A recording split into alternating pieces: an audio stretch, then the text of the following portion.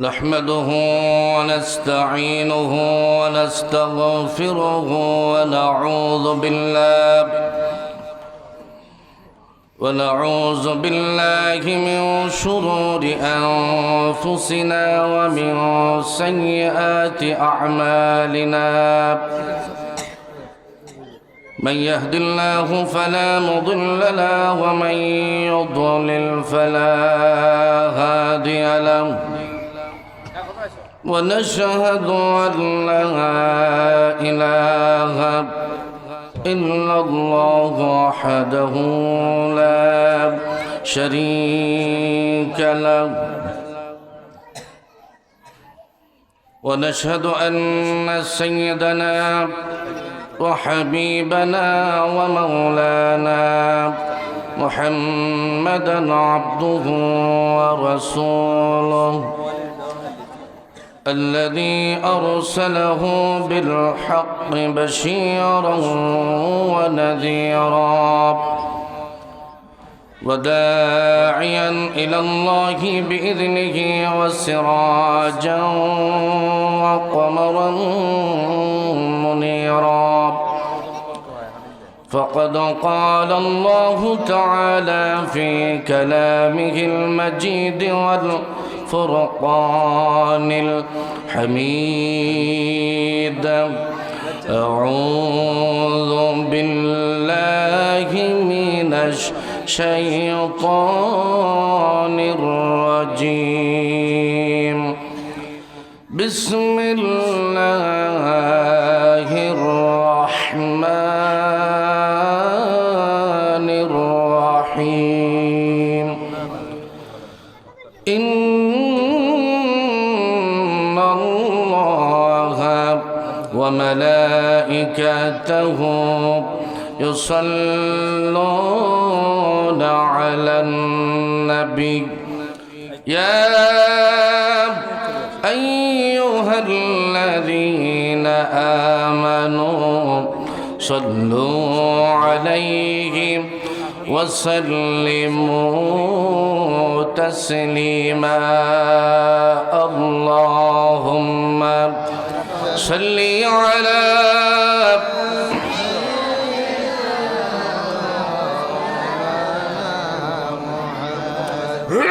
وعلى آل سيدنا مولانا محمد. بلغ العلا بكماله كشف الدجى بجماله حسنت جميع خصاله. صلوا عليه. مشرق حب محمد مطلع دین عالماب مطلع خورشید سقاس سینہ سوجان ما. بلغ العلا بكماله كشف الدجى بجماله حسنت جميع خصاله. صلوا عليه. سبحان الله الحمد لله إلا الله. سبحان الله الحمد لله.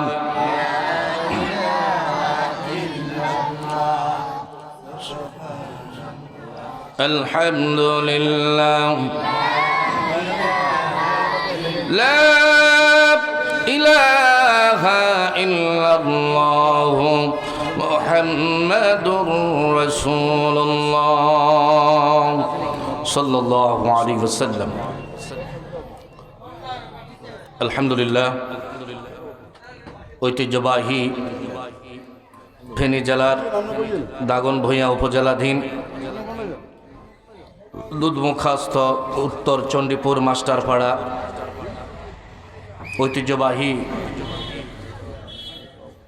দীন বিদ্যাপীঠ হোসেন আহমদ ইসলামিয়া হাফিজিয়া নূরানী মাদ্রাসা ও এতিমখানার উদ্যোগে আয়োজিত ৬৬তম ঐতিহাসিক তাফসিরুল কোরআন মাহফিল ২০২৫ কদর গরামি সাহেবে সদর সদরুল জলসা সর্বজনাব সভাপতি, আপনাদের সকলের চরম পরম শ্রদ্ধাভাজন ব্যক্তিত্ব, বিশিষ্ট সমাজ সেবক, অত্র মাদ্রাসার সম্মানিত সভাপতি জনাব আলহাজ বেলায়েত হোসেন দুলু মিয়া সাহেব হাফিজাহুল্লাহ, মঞ্চে উপবিষ্ট আমন্ত্রিত ওলামায়ে কেরাম, অতিথিবৃন্দ, আমন্ত্রিত অতিথিবৃন্দ, আজকের এই নান্দনিক মাহফিলের নন্দিত প্রধান মুফাসসির, সময়ের সাড়া জাগানো ধর্মীয় আলোচক, যুবকদের আইডল, বারুইয়ারহাট কেন্দ্রীয় জামে মসজিদের স্বনামধন্য খতিব হযরত মাওলানা নিজামুদ্দিন আনসারী সাহেব, ইতিমধ্যে আপনাদের সামনে সারগর্ব তাকরীর পেশ করেছেন আমার সরাসরি যিনি উস্তাদ, আমার উস্তাদ মুকাররম, যিনি বর্তমানে চন্দ্রপুর ইসলামিয়া দাখিল মাদ্রাসায় সিনিয়র শিক্ষক হিসেবে কর্তব্যরত রয়েছেন, উত্তর নিয়াজপুর জামে মসজিদের সম্মানিত খতিব হযরত মাওলানা আইয়ুব আলী সাহেব হাফিজাহুল্লাহ আলোচনা পেশ করেছেন। আপনাদেরই সকলের পরিচিত মুখ আব্দুল হক মাস্টার জামে মসজিদের সম্মানিত খতিব, সুমধুর কণ্ঠস্বর, তরুণ আলোচক হাফেজ মাওলানা তারেক মুসলিম সাহেব সহ যত আলোচক বৃন্দ আলোচনা করেছেন, আল্লাহ পাক আমাদের সবাইকে আলোচনাগুলো বাস্তব জীবনে আমল করার তৌফিক দান করুন, আমিন। বিশেষ করে আমার সামনে উপবিষ্ট আমার প্রীতি সমতুল্য মুরব্বিয়ান আওয়াম, যুবক ভাইরা, ছাত্র ভাইরা, নবীন কিশোর তরুণ ভাইরা, স্নেহাস্পদ ছোট্ট সোনামণিরা, মাইক ও জেনারেটরের অপারেটর ভাইরা, পর্দানাসীনা মা এবং বোনেরা, আলোচনার সূচনা লগ্নে শ্রেণী মোতাবেক শ্রদ্ধা এবং ভালোবাসা জ্ঞাপন করছি এবং সুন্নাহ পদ্ধতিতে আবারও সালাম জানাচ্ছি। আমি আশা রাখছি আপনারা সবাই লাউডলি সালামের জবাব দিয়ে আমাকে কৃতজ্ঞতার বশে আবদ্ধ করবেন ইনশাআল্লাহ। তাহলে সালাম দিচ্ছি। আসসালামু আলাইকুম ওয়া রাহমাতুল্লাহি ওয়া বারাকাতুহু। আপনারা সবাই কেমন আছেন? আমাদেরকে যিনি ভালো রেখেছেন তিনি কে? যে আল্লাহ সুবহানাহু ওয়া তাআলা আমাদেরকে জাগতিক ইহলৌকিক সকল ধরনের অন্যায়, অশালীন, অশোভন, অমূলক, অহেতুক, অনৈতিক, অসামাজিক, অনৈসলামিক কর্মকাণ্ড থেকে আমাদেরকে অবসর নামক নিয়ামত প্রদান পূর্বক বিজয়ের এই মাসে কোরআন সুন্নাহর আলোকে নসিহা শোনার মানুষে 10 মায়ের 10 সন্তানকে জান্নাতের এই বাগানে, এই মৌচাকে কোরআন সুন্নাহর আলোকে, কোরআন সুন্নাহর মধু আহরণের নিমিত্তে আমাদের প্রত্যেককে যিনি মৌমাছি হিসেবে কবুল করেছেন, আসুন সে মহান মনিবের শাহী দরবারে নতমস্তকে সিজদা অবনত চিত্তে হৃদয়ের মণিকোঠা থেকে, অন্তরের অন্তরস্থল থেকে আকাশ বাতাসকে প্রকম্পিত করে মহব্বত, ইশক, ভালোবাসার আমেজ মিশিয়ে সর্বপ্রকার মলিনতা, জটিলতা, সংকীর্ণতা, হীনমন্যতা, আবিলতা ঝেড়ে ফেলে ইমানের বলে বলিয়ান হয়ে ইমানদারদের শঙ্কা কাটিয়ে বাতিলের ঢঙ্কা বাজিয়ে আবেগে গদগদ কণ্ঠে শরীরের সবটুকু শক্তিকে গলার মাঝ বরাবর এনে কোরআনের ভাষায় সবাই পড়ছি আলহামদুলিল্লাহ। লক্ষ কোটি দরুদ এবং সালাম মানবতার মুক্তির দিশারি, বিশ্ব মানবতার মুক্তির কান্ডারি, রহমতের ভান্ডার, উম্মতের কান্ডার, সৈয়দুল মুরসালিন, রহমতুল আলামিন, ইমামুল হারামাইন, ইমামুল কিবলাতাইন, জনাব মুহাম্মদুর রাসূলুল্লাহ সাল্লাল্লাহু আলাইহি ওয়াসাল্লামের প্রতি যার উম্মত হতে পেরে আমরা গর্বিত, আনন্দিত এবং আহ্লাদিত। শুহাদায়ে কেরামের সর্বোচ্চ আলাইল্লিন কামনা করছি, যারা যুগে যুগে দ্বীনের পতাকা উড্ডীন করার লক্ষ্যে, কালিমার পতাকা সমুন্নত রাখার লক্ষ্যে বাতিলের সামনে সমর সম্মুখে উপনীত হয়ে নিজের বুকের তাজা খুনকে বিলিয়ে দিয়ে শাহাদাতের উচ্চ মর্যাদা যারা হাসিল করেছেন, আল্লাহ পাক তাদেরকে সর্বোচ্চ আলাই ইল্লিন কামনা করছি।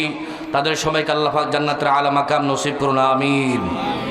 বিশেষ করে দেশের প্রেক্ষাপটে 1952 ভাষা আন্দোলনে, 1971 স্বাধীনতা সংগ্রামে এবং রিসেন্টলি 2024 সালের গণ অভ্যুত্থানে যে সমস্ত বাবা ভাই বোনেরা জীবন দিয়ে দেশকে নতুন করে স্বাধীনতার স্বাদ আস্বাদন করিয়েছেন, আমাদেরকে মুক্তির মিছিলে সমবেত করেছেন, সেই সমস্ত ভাইদের মধ্যে বোনদের মধ্যে যারা ছিটে ফোটা ঈমান নিয়ে কবরস্থ হলেন, আল্লাহ সবাইকে মাফ করে দিন। সবাইকে আল্লাহ পাক শহীদ হিসেবে কবুল করুন, আমিন।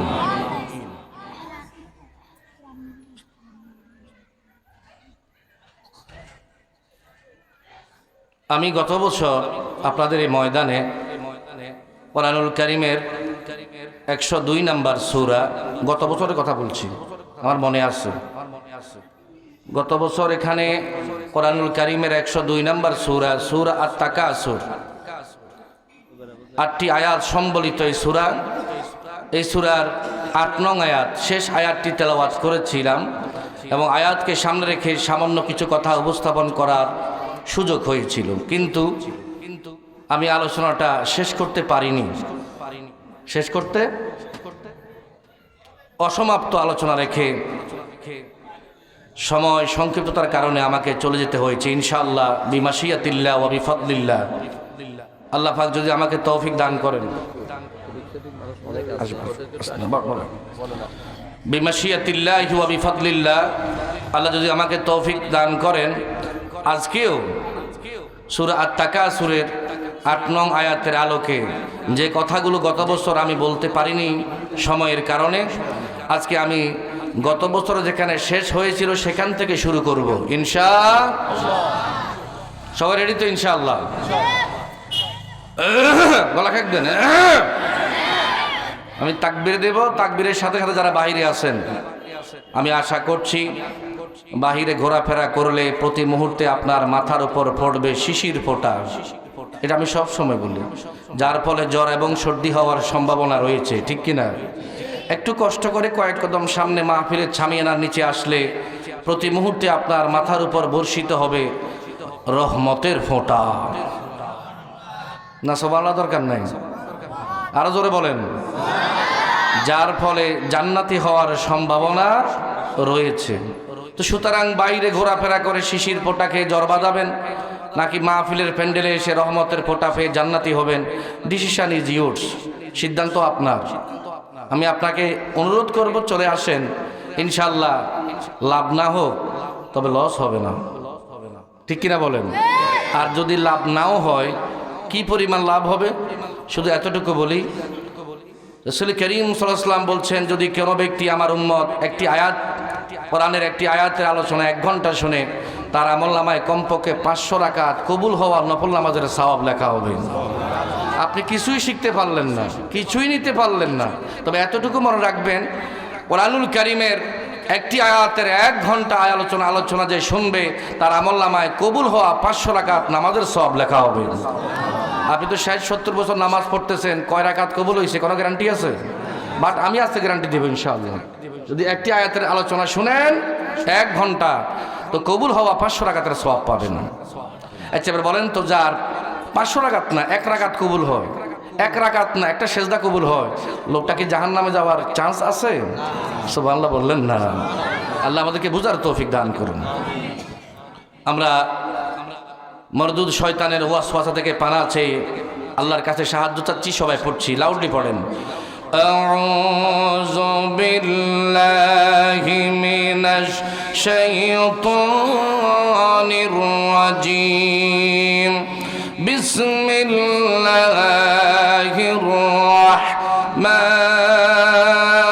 রাহমানির রাহিম। সুম্মা লাতুসআলুন্না ইয়াওমাইযিন আনিন নাঈম। সাদাকাল্লাহুল আযীম। সূরার নাম্বার হচ্ছে 102। কত? সবাই বলেন। সূরার নাম সূরাত তাকাসুর। সূরাতে আয়াত সংখ্যা 8, রুকু সংখ্যা 1। সূরাটা মাক্কি। আর আমি পড়েছি শেষ আয়াত 8 নং আয়াত, যেটা গত বছরও পড়েছিলাম। আলহামদুলিল্লাহ। আরো জোরে বলেন না। তো 102 নং সূরার 8 নং আয়াতের আলোকে আমি যেন কিছু কথা গভীর থেকে বলতে পারি, যারা শুনবেন তারা যেন সহজে বুঝতে পারেন এবং মানতে পারেন। আল্লাহ সবাইকে তৌফিক দান করুন, আমিন। আয়াতের অর্থ, সুম্মা অতঃপর, লাতুস আলুন্না, লামে তাকিদ, নুনে তাকিদ সাকিলা দিয়ে আল্লাহ পাক দুইটা তাকিদ দিয়ে বলছেন অবশ্যই অবশ্যই, অতঃপর অবশ্যই অবশ্যই তোমরা জিজ্ঞাসিত হবে, তোমাদেরকে প্রশ্ন করা হবে, তোমরা প্রশ্নবিদ্ধ হবে, তোমরা জিজ্ঞাসিত হবে। কবে? ইয়াউমাইজিন, কিয়ামতে। কি ব্যাপারে? আনিন নাঈম, নেয়ামতের ব্যাপারে। আরো জোরে বলেন সুবহানাল্লাহ। আরো সহজ করে বলছি, আয়াতের সরল অনুবাদ, অতঃপর অবশ্যই অবশ্যই কিয়ামতে তোমরা দুনিয়াতে যত নেয়ামত পেয়েছ সব নেয়ামতের ব্যাপারে তোমরা আল্লাহর আদালতে আখেরাতে জিজ্ঞাসিত হবে। সুবহানাল্লাহ।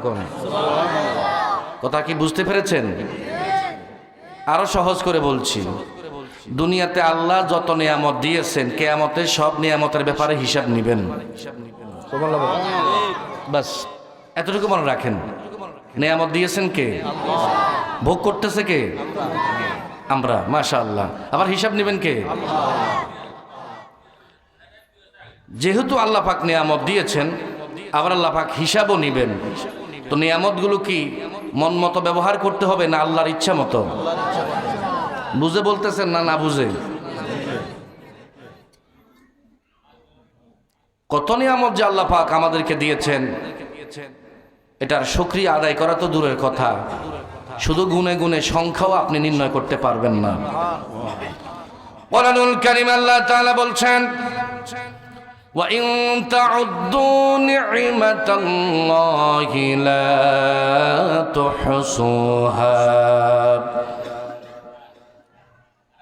দুনিয়াবাসী, আমি রব্বে কারীম তোমাদেরকে যত নিয়ামত দিয়েছি সবাই মিলে বসে যদি এখন থেকে কিয়ামত অবধি তোমরা গুনতে শুরু করো, শুকরিয়া আদায় তো দূরের কথা, তোমরা গুনে গুনে আমার নিয়ামতের সংখ্যাও নির্ণয় করতে পারবে না। অসংখ্য, অগণিত, বেশুমার। সুবহানাল্লাহ জোরে কোন। লা তুহসুহা, গুনে শেষ করা যাবে। আল্লাহ তাআলা বলছেন, তোমার জন্ম থেকে মৃত্যু পর্যন্ত, সকালবেলায় জাগ্রত হওয়ার পর থেকে আবার ঘুমিয়ে যাওয়ার পর্যন্ত, সারাদিন সারা জীবন, একটা সেকেন্ড, একটা মুহূর্ত তুমি আমার নিয়ামতের বাহিরে না। সারাক্ষণ তুমি আমার নিয়ামতের মধ্যেই আছো। আলহামদুলিল্লাহ বলেন। ভাইরা আমার, সূরা লোকমানের 27 নম্বর আয়াতে আল্লাহ তাআলা বলেন, আলাম তারাউ আন্নাল্লাহা সাখখারা লাকুম মা ফিস সামাওয়াতি ওয়া মা ফিল আরদ ওয়া আসবাগা আলাইকুম নি'আমাহু যাহিরাতাও ওয়া বাতিনা। আল্লাহু আকবার। কোরআন শেষ হলে একটু আল্লাহু আকবার বলবেন। গুনাহ হবে, জড়তা দূর হবে, মনোযোগ বাড়বে, আর প্রতি হরফে 10 নেকি পাবেন। সুবহানাল্লাহ বলেন।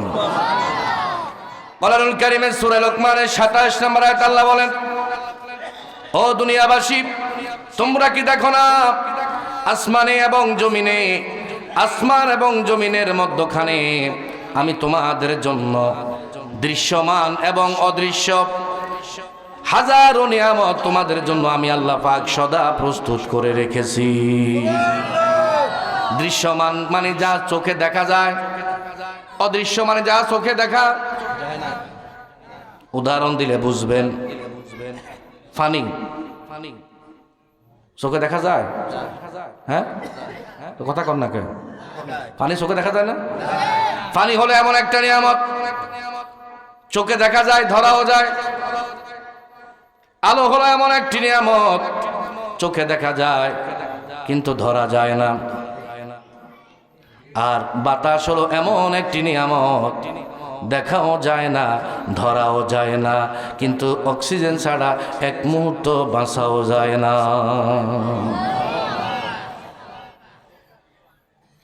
ছোটবেলায় পড়েছিলাম পানির অপর নাম জীবন, পড়ছেন নি আপনারা? আমরা একটু সাপোর্ট করবেন, পড়ছেন? কিন্তু রমজান মাসে রাত 3:47 সেহরির সময় শেষ হয়ে যায়। শেষবার যখন পানি খেয়েছি সাহারির সময়, তখন 3:47 মনে করেন।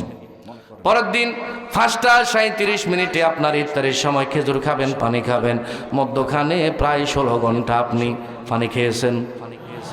বলেন না? তো মরে গেছেন? এই চণ্ডীপুরে রোজা রেখে পানি না খেয়ে কে মরে গেছে কখনো শুনছেন? কিন্তু আপনার বিবেকের কাছে আমার প্রশ্ন, আল্লাহ তাআলা যদি বলতেন 1 মাস রোজা রাখার দরকার নাই, শুধুমাত্র বছরে একদিন না, শুধুমাত্র 3টা মিনিট আমি অক্সিজেন পৃথিবীর বন্ধ করে দেব, 3 মিনিট তোমরা রোজা রাখবে, পানিও খাইও, অসুবিধা নাই, শুধু নিঃশ্বাস নিতে পারবে না। জানতে চাই পৃথিবী থাকবে না গোরস্থান হয়ে যাবে?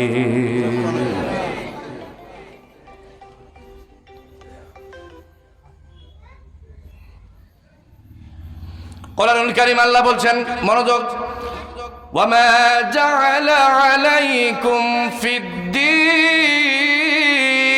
মিন হারাজ। ও দুনিয়াবাসী, তোমরা আমার আইন কেন মানবে না? ইসলাম কেন মানবে না? আমার বিধান কেন তোমরা মানতে চাও না? দিন কায়েমের বিরোধিতা তোমরা কেন করো?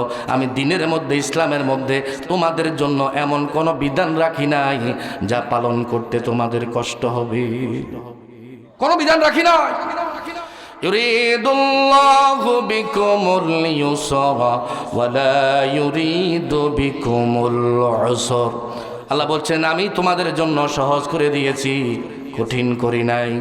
চণ্ডীপুরবাসী জ্ঞানী বলবো, হুজুর 1 মাস না খেয়ে থাকি, সারাদিন উপাস থাকি, কত কষ্ট হয় রোজা রাখতে। আল্লাহ বলেছেন সহজ করেছেন, অথচ 1 মাস সামনে আসতেছে, না খেয়ে থাকতে হয়। আমি আপনার বিবেকের কাছে প্রশ্ন করি, রোজা রাখতে কষ্ট হয় ঠিক আছে, তবে সম্ভব না অসম্ভব? বলেন, সম্ভব না অসম্ভব? আমার ছোট্ট একটা ছেলে সোয়াইব, 8 বছর, সেও রোজা রাখে, তবে বাঁচে আছে এখনো, আলহামদুলিল্লাহ। তার মানে আল্লাহ বলছেন কঠিন রাখি নাই। যদিও তোমাদের দৃষ্টিতে কঠিন লাগে বান্দা, তবে এটা অসম্ভব নয়। যদি আমি বছরে বলতাম মাত্র 2 মিনিট তোমরা পানিও খেতে পারবে, শুধুমাত্র 2 মিনিট অক্সিজেন আমি বন্ধ রাখবো, 2 মিনিট তোমাদেরকে রোজা রাখতে হবে, পারবেন? কে কে হাত তুলেন? হ্যাঁ, সুবহানাল্লাহ, জোরে কর না কেন? আল্লাহর কোন কোন নিয়ামত তুমি অস্বীকার করবে? ফাবিআই আলাই রাব্বিকুমা তুকাযযিবান।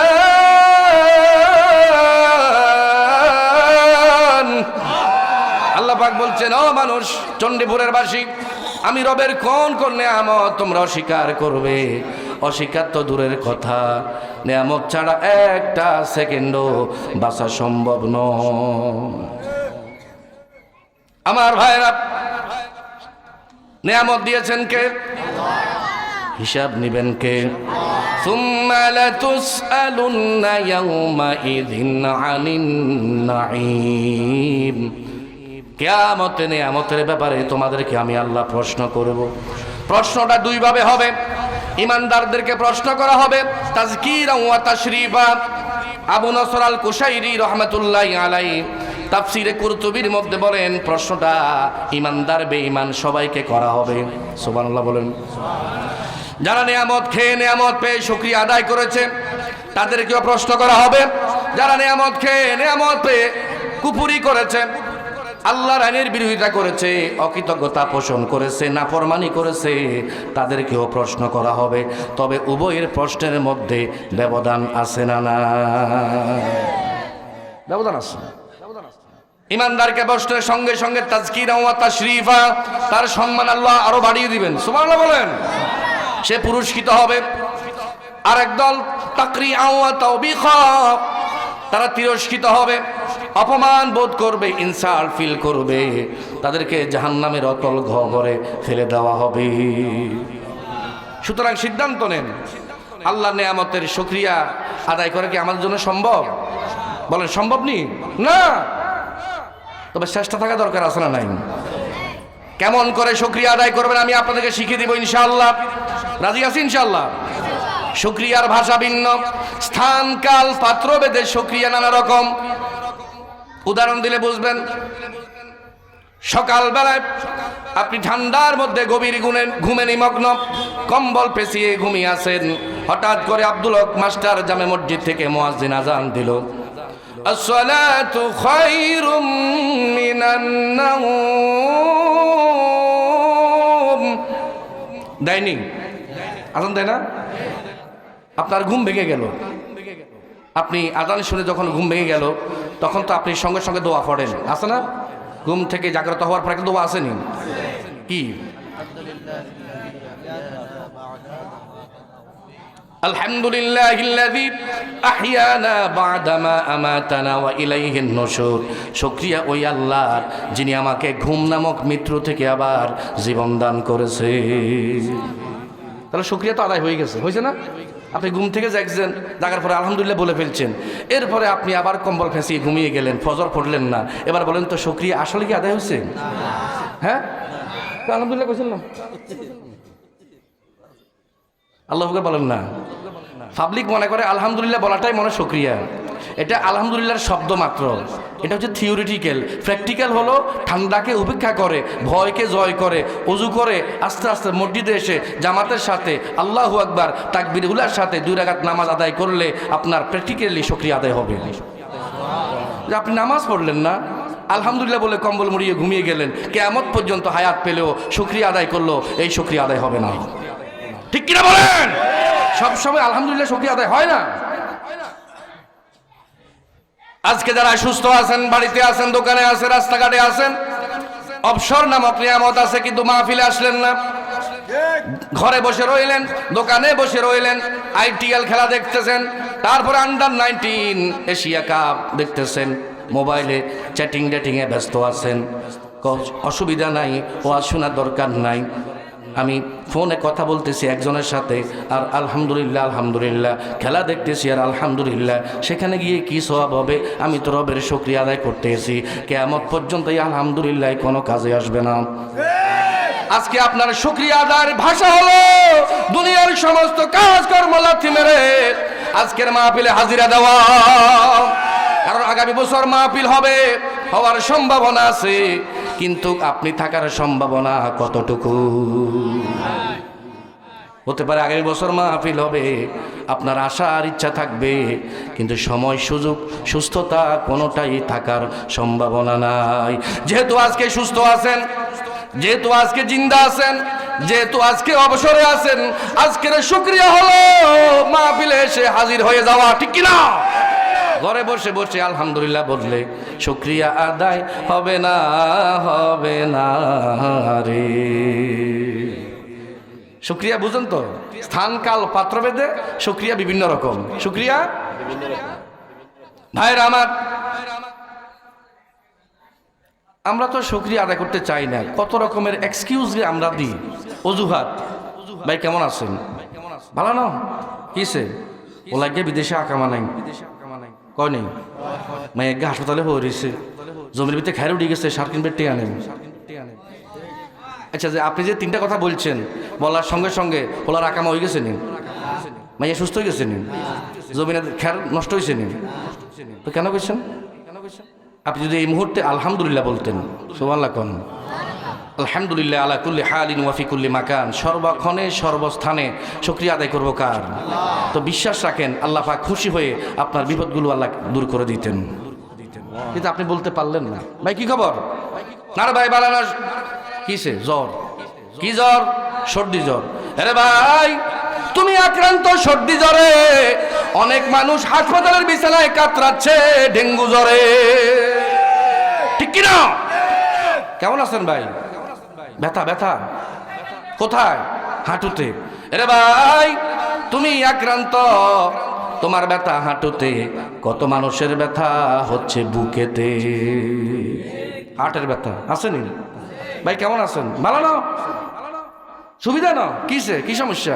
আরে ভাই গ্যাস্ট্রিক আলসার। আমি তোমাকে বলবো তুমি আক্রান্ত গ্যাস্ট্রিক আলসারে, কত মানুষ আক্রান্ত আছে ব্লাড ক্যান্সারে। আলহামদুলিল্লাহ বলেন না ভাই? কি সমস্যা? রুচি নাই, খাইতে পারি না। খাওয়ার কি নাই? তুমি খেতে পাইতেছ না, খাওয়ার রুচি নাই, তোমার খাইতে মন চাচ্ছে না। তুমি একটু ফিলিস্তিনে তাকাইয়া দেখো, তারা খাইতে পাচ্ছে না। কি সমস্যা তোমার? অনেক অসুবিধা। কি সমস্যা? ও কানে একটু কম শুনি। দূর, অনেকে তো কানে শুনে না, ঠিক কি না? কি সমস্যা? হুজুর চোখে এখন কম দেখি। তুমি চোখে কম দেখো, এটা যদি সমস্যা হয়, অনেকে আছে জন্মান্ত জীবনও চোখে দেখে না।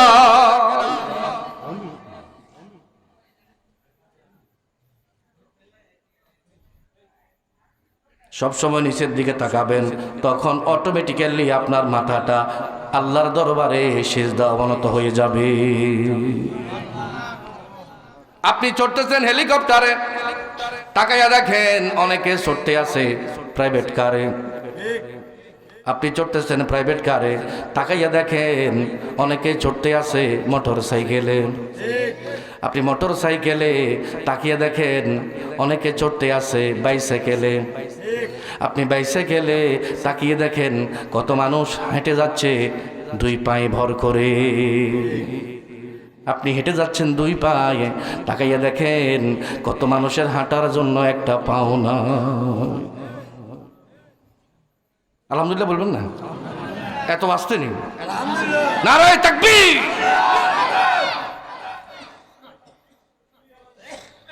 শেখ সাদী রহমাতুল্লাহি আলাইহি পারস্যের রাজকবি ছিলেন, বিশ্বমানের কবি, রাজকীয় কবি, অনেক সুনাম, অনেক সম্মান, স্ট্যাটাস অনেক হাই। একদিন রাজ দরবারে সভাসদ, বিশাল একটা অনুষ্ঠান হবে, জমজমাট, সুন্দর করে সাজুগুজু করতে হবে।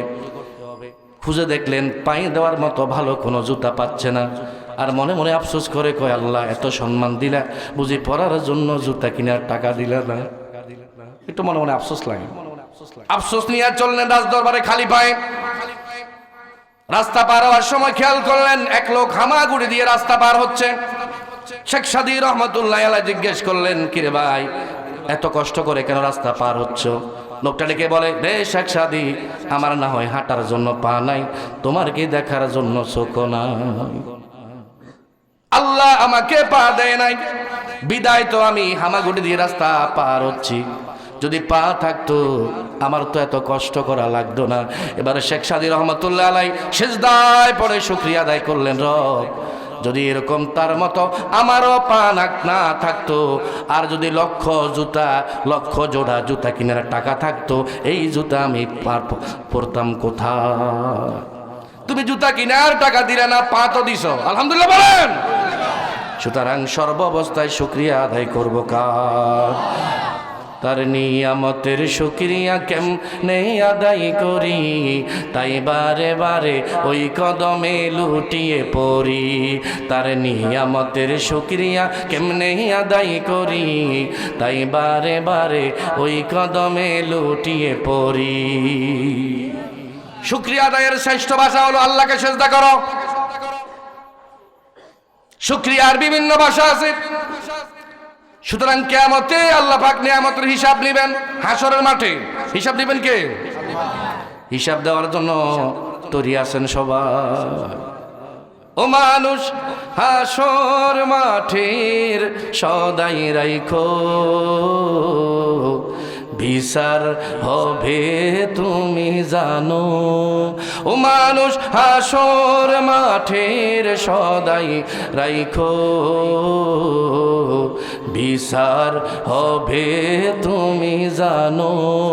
আসিবে না কেউ কাজে সেই দিন, কর্মে মরবে সবাই লাজে। থাকিতে সময় কেবলই কথাতে নয়, আমলে রবকে তুমি মানো।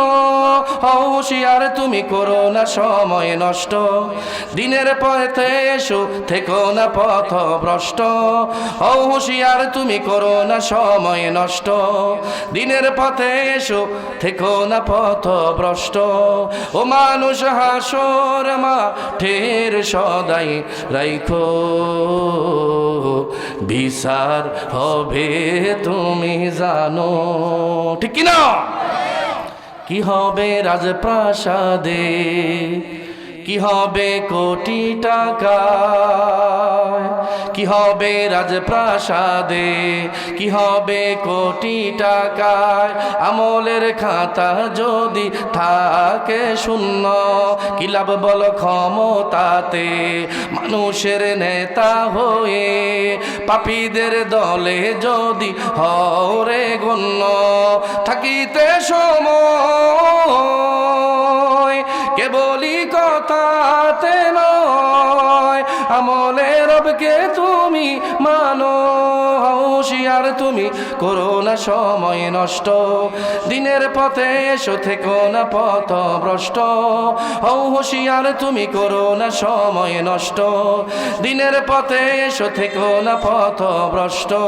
ও মানুষ হাসর মাঠের সদাই রাইখো, বিচার হবে তুমি জানো। ঠিক না বেঠি? কি হবে ভালোবাসায় মানুষের প্রশংসাতে, কি হবে ভালোবাসায় মানুষের প্রশংসাতে। মালিকের খুশি যদি না মেলে তোমার, কি লাভ বলো মুসলিম হয়ে নামে আর পোশাকেতে। কলবে ভয় না থাকে যদি তাকে মানার, থাকিতে সময় কেবলই কথাতে নয়, আমলে রবকে তুমি মানো। হুঁশিয়ার তুমি করো না সময় নষ্ট, দিনের পথে এসো থেকো না পথ ভ্রষ্ট। হুঁশিয়ার তুমি করো না সময় নষ্ট, দিনের পথে এসো থেকো না পথ ভ্রষ্ট। ও মানুষ হাসর মাঠের সদাই রাইখো, বিচার হবে তুমি জানো। আর ওয়াজ লাগেনি? এই গজলটা যদি আপনি অনুধাবন করতে পারেন আর বেশি ওয়াজ লাগে না। আমার ভাইরা, কিয়ামতে নিয়ামতের হিসাব নিবেন কে? এবার আসেন দুই একটা নিয়ামতের ব্যাপারে আমরা একটু সংক্ষিপ্ত আলোচনা করব ইনশাআল্লাহ। বলেন কোরআনুল কারীম আল্লাহ তাআলা বলছেন, ولا تقف ما ليس لك به علم إن السمع والبصر والفؤاد كل أولئك كان عنه مسؤولا। জোরে বলি আল্লাহু আকবার। আল্লাহ বলছেন, ও চণ্ডীপুরবাসী, আমি আল্লাহ পাক রব্বুল আলামিন তোমাদের জন্য শোনার জন্য কান দিয়েছি, দেখার জন্য চোখ দিয়েছি, আর অনুধাবন করার জন্য হৃদয় দিয়েছি। মনে রাখো, আমি আল্লাহ দেখার জন্য চোখ দিয়েছি, শুধু দেখলে হবে না, এটার কিন্তু আমি আল্লাহ হিসাব নিব। কান দিয়েছি শোনার জন্য, শুধু শুনলেই হবে না, কিয়ামতের ময়দানে হিসাব নিব। হৃদয় দিয়েছি অনুধাবন করার জন্য, শুধু অনুধাবন করলেই হবে না, জেনে রাখো আমি আল্লাহ হিসাব নিব। কুল্লুন উলাইকা কানা আনহু মাসউলা। আল্লাহ পাক আপনাকে শোনার জন্য কান দিয়েছেন। আপনি মনে করেন কান আছে বিদায় আমি শুনি, না না, কান থাকলে শোনা যায় না। সমাজে বহু মানুষ দেখা যায় যাদের কান আছে তারা কিন্তু শুনতে পায় না, আছে না নাই? শ্রবণ প্রতিবন্ধী, কান ঠিকই আছে কানের জায়গায়, কিন্তু তারা শুনতে পায় না। চোখ আছে চোখের জায়গায়, আপনি মনে করেন চোখ আছে বিদায় আমি দেখি, না না, আপনার কনসেপ্টে ভুল আছে। চোখ থাকলে সবাই দেখতে পায় না। অনেক মানুষ এমন আছে চোখ আছে, আগে দেখতে পেত এখন আর দেখে না, এরকম মানুষ সমাজে আছে না? না, তাহলে চোখ আগে ছিল এখনো আছে, আগে দেখতেন এখন দেখেন না, ঘটনা কি? চোখ থাকলে কি দেখা যায়? আপনি কান দিয়ে শুনবেন ততক্ষণ, আল্লাহ পাক শোনার জন্য ক্ষমতা দিবেন যতক্ষণ।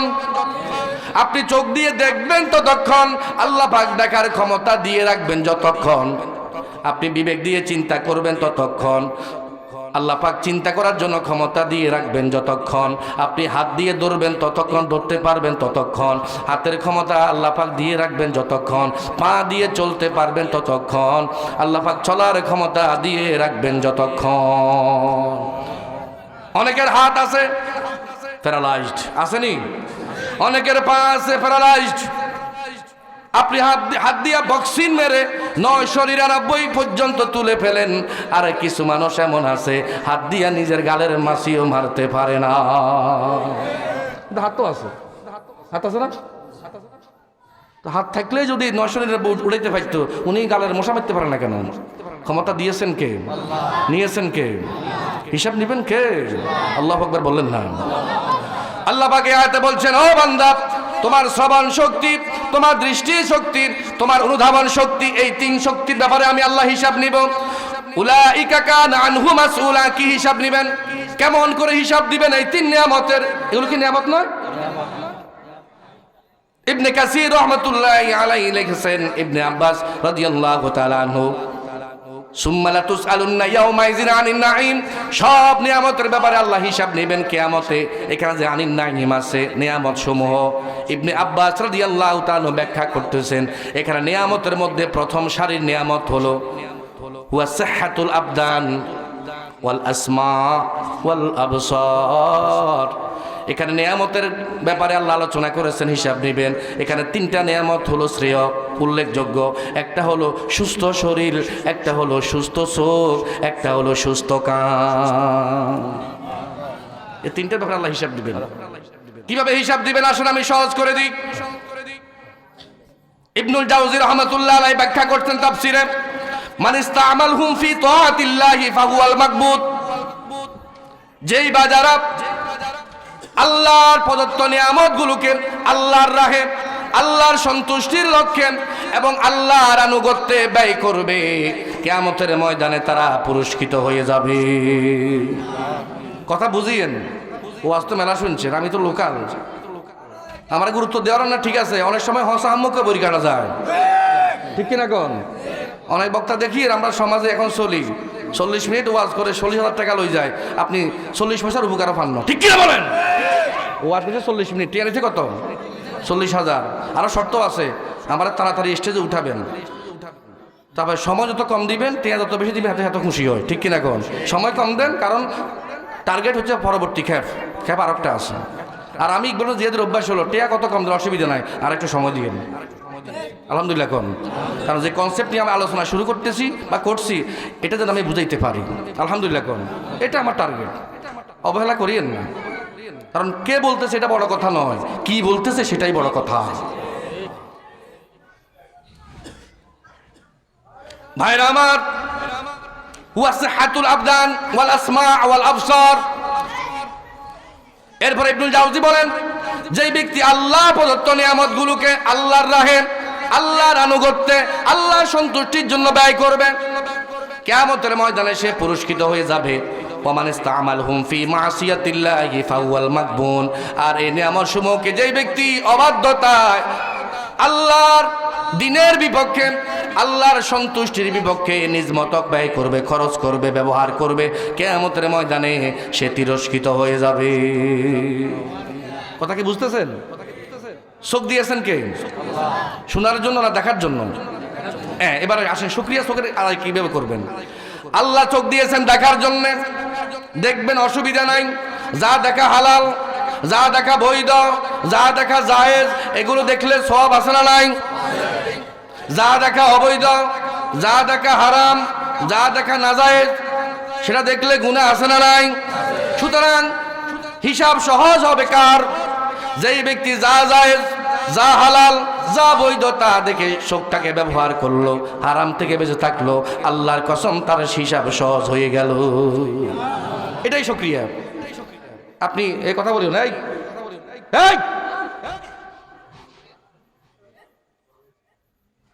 আমি কি ট্যাপ রেকর্ডার? অটো সুইচ দিছে চলতে আছে, ডিস্টার্ব করো কিনলেন। আপনি মোবাইলে স্ক্রিনে দেখতেছেন রাশমিকা মান্দানা, আমি নামটা শুনছি, এটা ভাইরাল নাম। রাশমিকা মান্দানার ফিল্ম দেখতেছেন, কি দিয়ে বলা, কি দিয়ে? আর মনে মনে আলহামদুলিল্লাহ বলতেছে, আল্লাহ চোখ দিয়েছে দেখার জন্য, কি জিনিস দেখি নাউজুবিল্লাহ কোন। এটা আল্লাহর সাথে মস্কারি। আল্লাহর সাথে কি চোখ দিয়ে গুনাহ করতেছেন আর আল্লাহর প্রশংসা আদায় করতেছেন না। আপনি আলহামদুলিল্লাহ বলার দরকার নাই, চোখ দিয়েছে দেখার জন্য। আপনি কোরআন শরীফ দেখেন, সুবহানাল্লাহ বলেন। আলেম ওলামার চেহারার দিকে তাকান, মায়ের চেহারার দিকে তাকান। এই চোখ দিয়ে দিন কায়েমের আন্দোলনে শরীক হন, রাস্তা পার হন, দিনের কাজে যান, তাবলিগে যান, ওয়াজ মাহফিলে যান। আলহামদুলিল্লাহ বলার দরকার নাই, অটোমেটিক্যালি চোখের হক আদায় হয়ে যাবেন। সুবহানাল্লাহ কোন। কান দিয়েছেন শোনার জন্য, আপনার কানের মধ্যে হেডফোন, আপনি আসিফ আকবরের গান শুনেন, মনে মনে আলহামদুলিল্লাহ বলেন, শুকরিয়া আদায় হবে। এটা আল্লাহর সঙ্গে ফাতরামি হবে, মুনাফিকি হবে, বেঈমানি হবে না। না, কানের শুকরিয়া আলহামদুলিল্লাহর মধ্যে আদায় হবে না। কান দিয়েছে শোনার জন্য, ওয়াজ শুনবেন, সুবহানাল্লাহ, কোরআন তেলাওয়াত শুনবেন, হামদাত শুনবেন, ইসলামী আলোচনা শুনবেন, দিন কায়েমের আলোচনা শুনবেন। এইভাবে শুনতে শুনতে আল্লাহর কসম কানের হক আদায় হয়ে যাবে। আলহামদুলিল্লাহ দরকার নেই। আল্লাহ জবান দিয়েছেন বলার জন্য, লেসান দিয়েছেন বলার জন্য। কোরআনুল কারীমে আল্লাহ বলেন, আলাম নাজআল লাহু আইনাইনি ওয়া লিসানান ওয়া শাফাতাইন।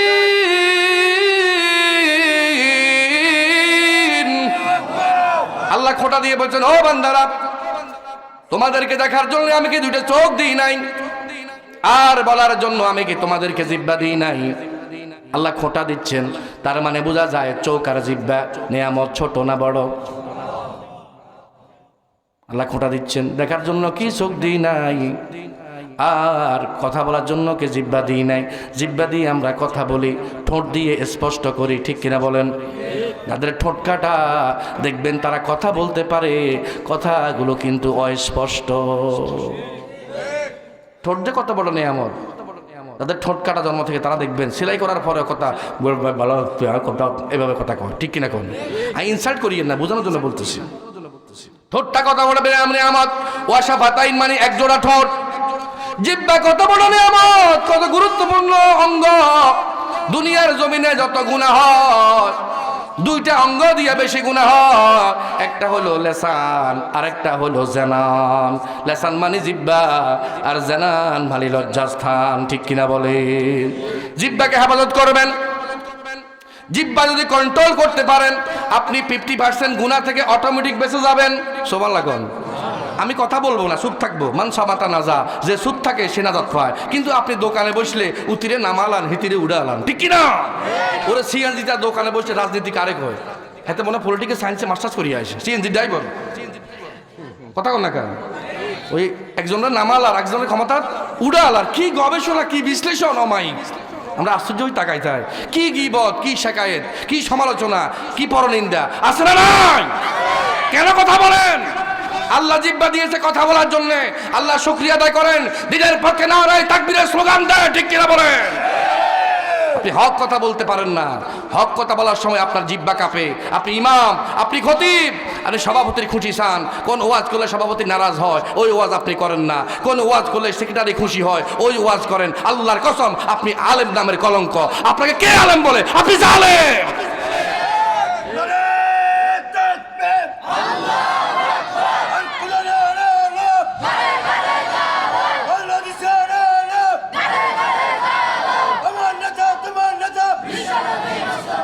জিহ্বা দিয়েছেন কে? কথা বলবো কার পক্ষে? কে খুশি হলো, কে নারাজ হলো, দেখার টাইম আছে? আপনি কথা বলবেন আল্লাহর সন্তুষ্টির জন্য। রিজিকের মালিক কে? কোন ইমাম যদি মনে করেন আমার রিজিকের দায়িত্ব সভাপতির কাঁধে, সভাপতির হাতে, আল্লাহর কসম ওই ইমামের পিছনে নামাজ পড়া হারাম। কথা বলেন না কেন? আপনাদের বোঝানোর জন্য বলছি। আমিও ইমাম, আমিও খতিব। শুক্রবারে কি বক্তব্য দিয়ে একটু খবর নিয়ে দেখেন। বলে হুজুর এখন বলেন না, যখন থেকে আমি বলতে শুরু করেছি তখন থেকেই বলি সুবহানাল্লাহ কোন কেন ক্ষমা লইয়েন। কেন বলি? আপনাদের সুবিধার জন্য বলি, আপনাদের প্রয়োজনে বলি। 3-4 মাস আগে সৌদি আরবের গ্র্যান্ড মুফতি মারা গেছে, আব্দুল আজিজ বিন আব্দুল্লাহ আল শাইখ রাহমাতুল্লাহ আলাইহি। 1986 সাল থেকে শুরু করে 2015 সাল পর্যন্ত 35 বছর আরাফাতের ময়দানে মসজিদে আমিরায় তিনি হজের খুতবা দিয়েছেন, গ্র্যান্ড মুফতি ছিলেন, তবে জন্ম অন্ধ। তার মানে প্রমাণ হলো অন্ধ হওয়া সত্ত্বেও তিনি খুতবা দিচ্ছেন হজের যোগ্য হওয়ার কারণে। অন্ধের পিছনে নামাজ পড়া যায়, খুতবা শোনা যায়। এবার আপনাকে আমার একটা প্রশ্ন আছে, ওনার চাইতে যদি বড় একজন আলেম পৃথিবীতে আবির্ভাব হয়, চোখ আছে কিন্তু কথা বলতে পারে না, জানতে চাই ওনার পিছনে নামাজ পড়বেন কে কে? বোবার পিছনে নামাজ পড়া জায়েজ আছে? খুতবা শোনা জায়েজ আছে? এত কথাই তো করতে পারে না, ঠিক কিনা কোন? তার মানে বোবা আলেমের পিছনে যদি নামাজ পড়া না জায়েজ হয়, এবার শুনেন আসল কথা, আস-সাকিতু আনিল হাক্কি ফাহুয়াল আখরাস। যেই ব্যক্তি সত্য বলা থেকে দূরে থাকে, সত্য থেকে বিমুখ হয়, তাকে বলা হচ্ছে বোবা শয়তান। কি শয়তান? যে ইমাম সত্য বলে না, যেই খতিব হক কথা বলে না, যেই খতিব কোরআনের হক কথাগুলো জাতির সামনে তুলে ধরে না, সে আলেম না শয়তান? বলেন ইনসান না শয়তান? তো বোবা আলেমের পিছনে যদি নামাজ পড়া না জায়েজ হয়, বোবা শয়তানের পিছনে কেমনে নামাজ হয়? সুতরাং সিদ্ধান্ত নিবেন, যে আলেম বেছে বেছে কথা কয়, মিষ্টি সুন্নতের ওয়াজ করে, হ্যাঁ দিন প্রতিষ্ঠা এটা ফরজ, এইটা কথা বলে না, আপনি মনে মনে ভাববেন যদিও আমাদেরকে খুশি করার জন্য বলতেছে, আসলে এতে আমার নামাজ নষ্ট করতেছে।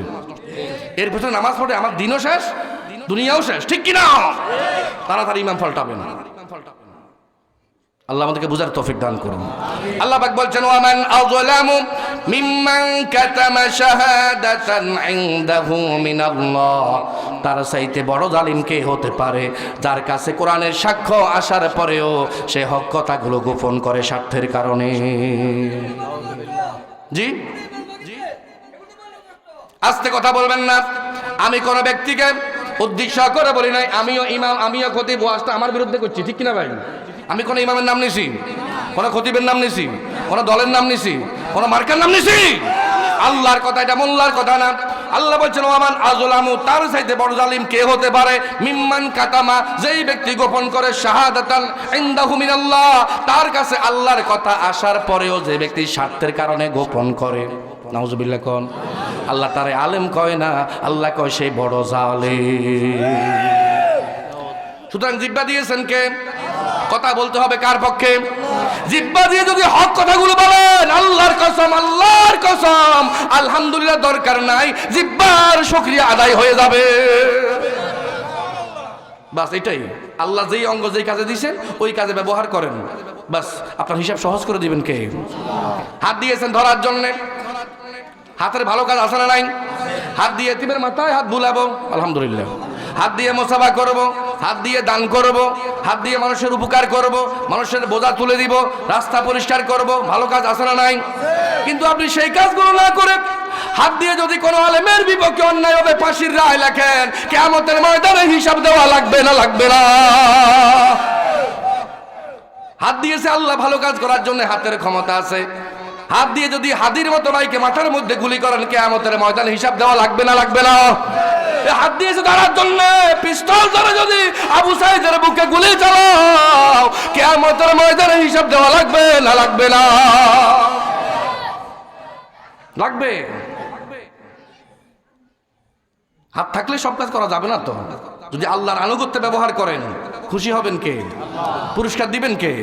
আর আল্লাহর আইনের বাইরে যদি ব্যবহার করেন, যখন আল্লাহর পক্ষে স্লোগান দিবেন, নারায়ে তাকবীর, হাত ওঠে না?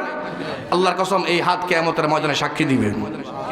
আর যদি আল্লাহর আইন বিরোধী, ইসলাম বিরোধী কোন এজেন্ডা বাস্তবায়নের জন্য আপনার হাত তুলে মিছিল করেন, আল্লাহর কসম এটাও সাক্ষী দিবে, তবে আপনার বিপক্ষে। اليوم نختم على أفواههم وتكلمنا أيديهم وتشهد أرجلهم بما كانوا يكسبون। আল্লাহ বলছেন দুনিয়ার জমিনে চাপা আছে, কি আছে? চাপা। হ্যাঁ কে না করো, না কে হ্যাঁ করো, ন্যায়কে অন্যায় বানাও, অন্যায়কে ন্যায় বানাও, হালালকে হারাম বলো, হারামকে হালাল বলো। চাপার জোরে, কিসের জোরে? আরো জোরে, জোর হইল না। কিয়ামতের ময়দানে আল্লাহ চাপা আর রাখবে না। চাপার উপরে, মুখের উপর আল্লাহ সিলগালা মারবে। অট তালা, কি তালা? এই তালা আর কোন চাবিয়ে খুলবে না রে। এটা খুলতে কেউ পারবে না, সরকারি তালা। কি তালা? ওরে আল্লাহ রে ভাই, আমার ঘরের ভিতরে, আপনার ঘরের ভিতরে করাপশাল গেট আছে, বড্ডা বড্ডা ছানা তালা লাগাই, তারপরে টাকাতে কাটিয়ে লাই, আসেনি? কিন্তু ঘরের বাইরে, বেয়ার বাইরে, বাঙ্গা বেয়ার ভিতরে একটা ইলেকট্রিকের, বিদ্যুতের একটা মিটার আছে, ছোট্ট চিকন আলপিনের মতন তালা এগিয়ে মারছে, কেউ ডরে কাড়েনি গে। হ্যাঁ, এটা কি তালা? কি তালা? ওই সরকারি তালা, সরকারি তালা রে, দল্লে আছে মহাজালা। ঠিক কিনা গন? কিয়ামতের ময়দানে আল্লাহ মুখের মধ্যে সিলগাল মারবেন। আল্লাহ বলেন ফেরেশতারা তার মুখে সিল মার। কি মার? আরো জোরে, আল ইয়াউমা নাখতিমু আলা আফওয়াহিম, তোমার মুখের মধ্যে আজকে আমি সিলগালা করলাম, মোহর মেরে দিলাম, আজকে সাফাবাজি নাই। আল্লাহু আকবার। আজকে আমি সাক্ষী নিব, তবে তোমার হাতের, তোমার পায়ে রাজ সাক্ষী। আপনি যেখানে যান না কেন, আপনার হাত, আপনার পা আপনার সঙ্গে আসে না নাই? হাত পা খুলে অন্যায় করতে যেতে পারবেন?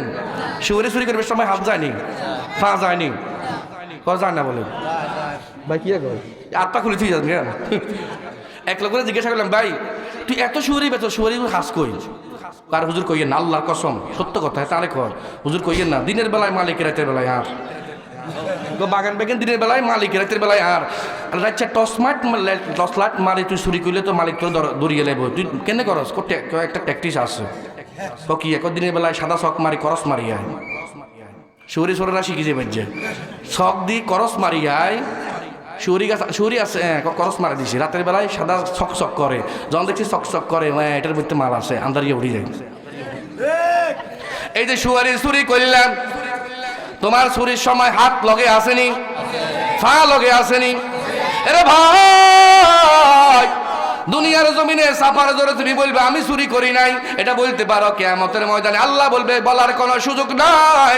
আজকে মুখের মধ্যে সিলগালা, সিলগালা, সিলগালা।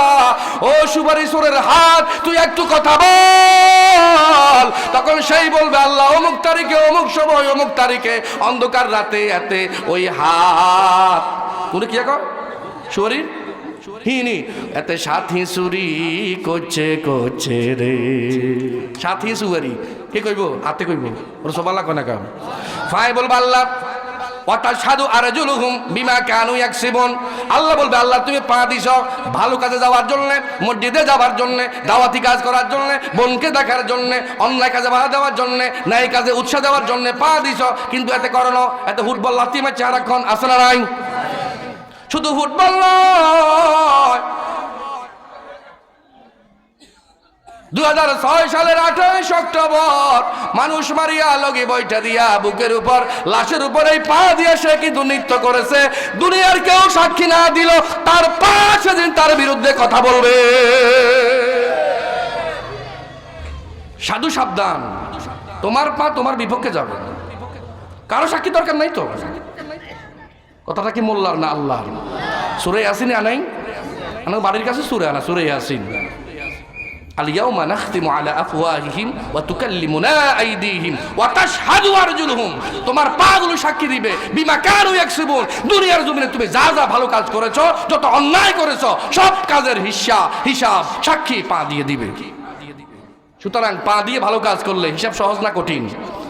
জোরে বলেন না কা? আর পা দিয়ে অন্যায় করলে, কারো বুকে লাথি মারলে, হ্যাঁ। সুতরাং কিয়ামতে নিয়ামতের ব্যাপারে হিসাব দিবেন কে? হিসাব সহজ হবে কিভাবে? যদি নিয়ামতগুলো আল্লাহর আনুগত্যে, আল্লাহর সন্তুষ্টির লক্ষ্যে আপনি খরচ করতে পারেন, ব্যবহার করতে পারেন, হিসাব সহজ করে দিবেন কে? আর যদি আল্লাহর কুফরি, অকৃতজ্ঞতা এবং যেই জায়গায় খরচ করলে আল্লাহ নারাজ হয় সেখানে খরচ করেন, শাস্তি কঠিন করে দিবেন কে? আমার ভাই, পুরুষ এবং নারী সবার জন্য যৌন অঙ্গ আছে না নাই? ওয়াল্লাযীনা হুম লিফুরুজিহিম হাফিজুন। আল্লাহ কোরআনে বলছেন সূরা মুমিনুনে, ইমানদার হলো তারা লজ্জাস্থান হেফাজত করে যারা। এবার যুবকে মনে করিব আল্লাহ বলছে লজ্জাস্থান হেফাজত করার জন্য, বোনেরা মনে করিব আল্লাহ করছিল লজ্জাস্থান হেফাজত করার জন্য, সিলালাম লাইগেশন করিলাম আর ব্যবহার করতাম না।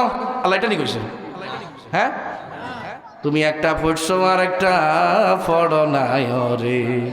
আল্লাহ শেষে বলছেন ইল্লা আলা আজওয়াজিহিম আও মা মালাকাত আইমানুহুম ফাইন্নাহুম গায়রু মালুমিন। তবে হ্যাঁ, যদি স্ত্রীর জন্য ব্যবহার করো, স্বামী যদি লজ্জাস্থান স্ত্রীর জন্য ব্যবহার করে, স্ত্রীর জন্য স্বামীর জন্য ব্যবহার করে, এটা জায়েজ না না জায়েজ? বৈধ না অবৈধ? সওয়াব না গুনাহ? সুবহানাল্লাহ বলেন। যেখানে ব্যবহার করার দরকার সেখানে ব্যবহার করার কথা বলে দিয়েছেন কে? যেখানে ব্যবহার করা যাবে না সেটাও শিখিয়ে দিয়েছেন কে? এই গেল চোখ, কান আর হৃদয়। আল্লাহ বলছেন যাদের চোখ আছে দেখে না, কান আছে শুনে না, হৃদয় আছে অনুভব করে না, অনুধাবন করে না। আল্লাহকে দেখতে মুসলমান হলে কি হবে, মানুষ হলে কি হবে?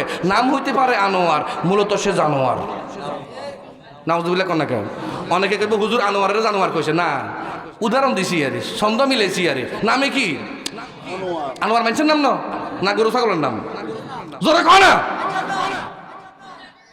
এটা আমার কথা না, এটা মোল্লার কথা না, আল্লাহর কথা। সূরা আরাফ আয়াত নাম্বার 179 আল্লাহ পাক বলছেন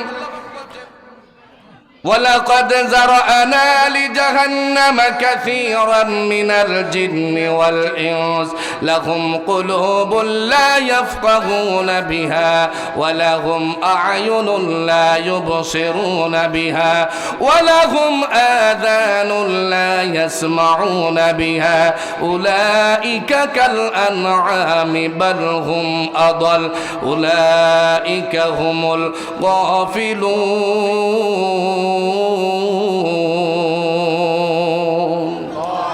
আল্লাহ বলছেন সূরা আরাফ আয়াত নাম্বার 179, রব্বুল আলামিন বলেন মানব এবং দানবের মধ্যে ম্যাক্সিমাম মানুষ জাহান্নামে যাবে। মানব আর দানবের মধ্যে ম্যাক্সিমাম মানুষ যাবে জাহান্নামে। কথাটা মোল্লার না আল্লাহর? আরো জোরে বলেন। কি কারণ, কি অপরাধ? লাহুম কুলুবুন লা ইয়াফকাহুনা বিহা, তাদের অন্তর ছিল কিন্তু অন্তরে ভয় ছিল না। ওয়ালাহুম আয়ুনুন লা ইউবসিরুনা বিহা, তাদের চোখ ছিল দেখার জন্য, তারা দেখে নাই। আসলে কি দেখে নাই? দেখছে। যা দেখা নিষিদ্ধ ছিল তা দেখছে, যা দেখার জন্য উৎসাহিত করা হয়েছে তা তারা দেখে নাই, সঠিক ব্যবহার করে নাই। ওয়ালাহুম আযানুন লা ইয়াসমাউনা বিহা, তাদেরকে বলা হয়েছে শুনবে আজান, সে শুনেছিল গান, আছে না নাই? সঠিক ব্যবহার করে নাই কানের।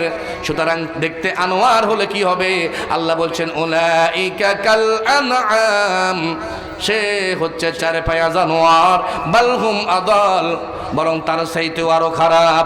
কারণ কুত্তারও একটা নীতি আছে, যার নুন খায় তার গুণ গায়, আছে না নাই? আপনি একদিন কদিন বাউ এহেন দিয়া চাইয়েন কুত্তারে, কুত্তা আপনার পিছনে পিছনে ঘুরবে, আপনার বাড়ির সামনে পাহারা দিবে, আপনার সঙ্গে বেঈমানি করবে না, চোর ডাকাত আসলে ঘেউ ঘেউ করবে, মালিককে পাহারা দিবে, নিজের জীবনের উপর বিপদ ডেকে আনবে, তারপরও মালিককে বাঁচানোর চেষ্টা করবে। ঠিক না বে ঠিক? কুত্তারও একটা মানবতা আছে, একটা কৃতজ্ঞতা আছে। তুমি ফ্যান খাওয়াইলা, বোন খাওয়াইলা, সে স্বীকার করলো। কিন্তু যেই মালিক, যেই রব তোমাকে জিরো থেকে হিরো বানালো, তোমারে পানি থেকে আশরাফুল মাখলুকাত বানালো, এত নিয়ামতে তোমাকে ভরপুর রাখলো, সেই মানুষটা তুমি আল্লাহর আইন মানতে চাও না, জমিনে আল্লাহর আইন প্রতিষ্ঠিত হোক তুমি বিরোধিতা করো। সুতরাং তোমার মতো মানুষ কুত্তার চাইতে আরো খারাপ। ঠিক কি না? তুমি বড় কৃতজ্ঞ। আল্লাহর নিয়ামত খেয়ে, আল্লাহর নিয়ামত পেয়ে তুমি আল্লাহর বিরুদ্ধে কথা বলো, আল্লাহর জমিনে আল্লাহর আইন কায়েমের বিরুদ্ধে, আইন আল্লাহর ইসলাম প্রতিষ্ঠার বিরুদ্ধে কথা বলো। যেই জিহ্বা দিয়ে কথা বলো সেই জিহ্বাটাও দিয়েছেন কে? যে শক্তি দিয়ে তুমি লড়াই করো, শক্তি দিয়েছেন কে? আল্লাহ আমাদেরকে বুঝার তৌফিক দান করুন। এইগুলো চোখ কান হৃদয়। সর্বশেষ আর দুইটা নিয়ে আমাদের কথা বলে আমি ইতি টানবো। একটার নাম সন্তান আর একটার নাম সম্পদ। হ্যাঁ, কোনটা? আসেন, নিয়ামত তো অনেক আছে, আমি কয়টার ব্যাপারে ব্যাখ্যা দিব। গত বছরও হারি না, এই বছরও হারতাম না, কিচ্ছু করার নেই। সন্তান এবং সম্পদ দুইটা নিয়ামত আমি একসঙ্গে কেন উল্লেখ করলাম? কারণ কোরআনের যত জায়গায় দেখেছি সন্তানের কথা, সেখানেই পেয়েছি সম্পদের কথা। উদাহরণ দেব, يوم لا ينفع مال ولا بنون إلا من أتى الله بقلب سليم يوم لا ينفع مال ولا بنون কিয়ামতের ময়দানে তোমার মাল মানে সম্পদ, বানুন মানে সন্তান, তোমার সন্তান সম্পদ কিয়ামতে কাজে আসবে না। কথাটা মোল্লার না আল্লাহর? তাহলে সন্তান আর সম্পদ একসাথে আসেনি। আরেকটা আয়াত শুনেন, ইন্নামা আমওয়ালুকুম ওয়া আওলাদুকুম ফিতনা, নিঃসন্দেহে তোমাদের সন্তান তোমাদের সম্পদ তোমাদের জন্য পরীক্ষা। সন্তান আর সম্পদ একসাথে আসে না নাই? কথা বলেন না। ইয়া আইয়ুহাল্লাযীনা আমানু লা তুলহিকুম আমওয়ালুকুম ওয়ালা আওলাদুকুম আন যিকরিল্লাহ ওয়া মান ইয়াফআল যালিকা ফাউলাইকা হুমুল খাসিরুন।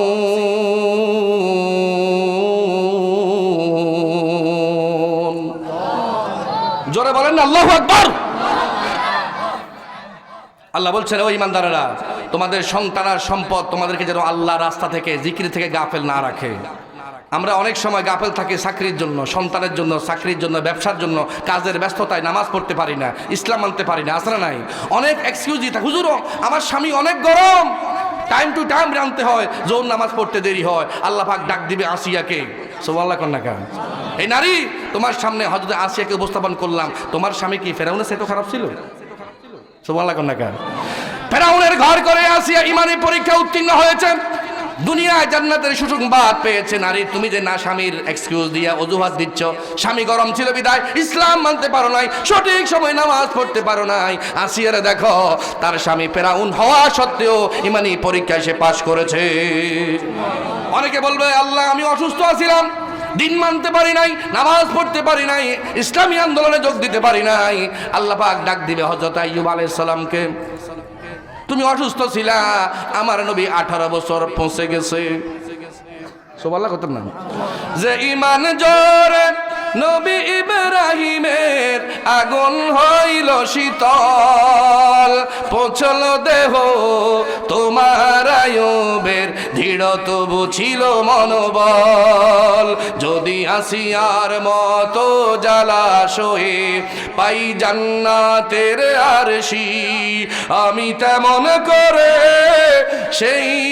আমি তেমন করে আগুনে পুড়তে বড় ভালোবাসি। যদি কালিমার দাওয়াত দিলে গলেতে পড়তে হয় ফাঁসি, আমি সেই কালিমা সেই ফাঁসি রশিটাকে বড় ভালোবাসি। আপনি অসুস্থ বলে এক্সকিউজ দিবেন, পার পাবেন না। আমার ভাইরা, সন্তান আর সম্পদ একসাথে একই সুতোয় গাঁথা, মুদ্রার এপিঠ আর ওপিঠ। কারণ সন্তান আর সম্পদ দুইটা, একটাকে ছাড়া আরেকটা অচল। অনেকের সম্পদ আছে, সন্তান নাই, কোনো শান্তি নাই। অনেকের অনেক সন্তান আছে, সম্পদ নাই, কষ্টের কোনো শেষ নাই। দুটো যদি থাকে, এটা আল্লাহর বড় একটা নিয়ামত।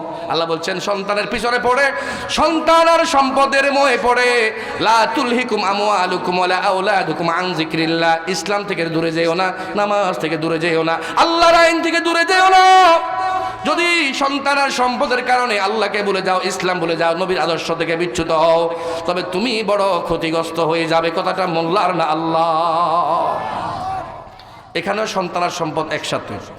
অন্যত্র আল্লাহ পাক বলছেন, زين للناس حب الشهوات من النساء والبنين والقناطير المقنطرة من الذهب والفضة। আল্লাহু আকবার।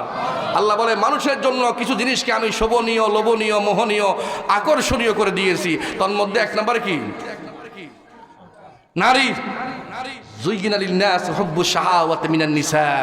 এক নম্বরে নারীর ফাঁদ। কি ফাঁদ? নারীর ফাঁদ বড় ভয়ানক। বড় ভয়ঙ্কর।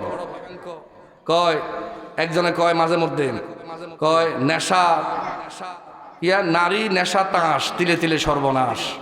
ঠিক না বেঠিক? নারী নেশা তাস, বলেন না, নারী নেশা তাস তিলে তিলে সর্বনাশ। ভাই আমার, আল্লাহ কয় রমণীয়, মোহনীয়, আকর্ষণীয়, লোভনীয়, শোভনীয় করে দিয়েছে এক নম্বরে নারী। এরপরে ওয়াল বানিন সন্তান সন্ততি, ওয়াল কানাতিরিল মুকান্তারা পুঞ্জীভূত স্বর্ণরূপ ফিদ্দা। তার মানে এখানেও সন্তান আর সম্পদ একসাথে আসে না নাই? তাহলে এটা কার দেয়া নিয়ামত? এবার এতক্ষণ পর্যন্ত বলছি না আল্লাহ যেহেতু নিয়ামত দিয়েছে হিসাব দিবেন কে? হিসাব সহজ হবে কিভাবে? যদি নিয়ামতগুলো আল্লাহর জন্য, আল্লাহর রাস্তায়, আল্লাহর পথে, আল্লাহর কথা মতো, নবীজির আদর্শ মতো ব্যবহার করা যায়, প্রপারলি ইউজ করা যায়, তখন সন্তান আপনার জন্য নিয়ামত হবে। আর যদি প্রপারলি ইউজ করতে না পারেন, সন্তানের সঠিক ব্যবহার করতে না পারেন, সন্তানকে সৎ পথে, সঠিক পথে পরিচালনা করতে না পারেন, তখন কিয়ামতে আপনার সন্তান আপনার জন্য নিয়ামত নয়, কিয়ামত হয়ে দাঁড়াবে। ঠিক কিনা বলেন? এর জন্য এক নাম্বার কাজ হলো সঠিক দিন শিক্ষা দেওয়া। বলেন না, কি শিক্ষা দেওয়া? সন্তান আল্লাহ দিয়েছেন, দিন শিখাবেন, ইলম শিখাবেন, কোরআন শিখাবেন, দিন ইসলাম শিখাবেন, দিন বুঝার জন্য, দিন মানার জন্য তাকে উদ্বুদ্ধ করবেন। আর এই কাজগুলো করার জন্য, শেখার জন্য দিনই প্রতিষ্ঠান দরকার আছে না নাই? যদি দিনটা শিখান, কিয়ামতের ময়দানে সন্তান আপনার বিরুদ্ধে মামলা দিবে। ইন্না আতা'না সাদাতানা ওয়া কুবরানা ফাআদাল্লুনা সাবিলা। যেই মায়ের কারণে, বাবার কারণে, বড় ভাইয়ের কারণে আমি ঈমান শিখি নাই, ইসলাম শিখি নাই, কোরআন শিখি নাই, আমারে অমুক স্কুলে অমুক প্রতিষ্ঠানে ভর্তি করাইছে, আমি দিন শিখতে পারি নাই, সারাক্ষণ আমি 3/4 প্যান্ট পরে 2/4 প্যান্ট পরে ঘুরছি রাস্তায়। এরকম যুবক এখন রাস্তাঘাটে অনেক দেখা যায়, বেহায়ার মতো। ঠিক কিনা? এমন অবস্থা অনেক যুবক আছে রোড অ্যাক্সিডেন্টে, হুন্ডা বাইক অ্যাক্সিডেন্টে মারা যায়। খোদার কসম, একজন পুরুষের সতর হলো নাভির উপর থেকে বড় হাঁটু নিচ পর্যন্ত। যদি বড় হাঁটুর উপরে প্যান্ট পরো, প্রতি সেকেন্ডে তোমার কবিরা গুনাহ লেখা হচ্ছে। এই অবস্থায় মারা গেলে তুমি বেঈমান হয়ে মারা যাবে।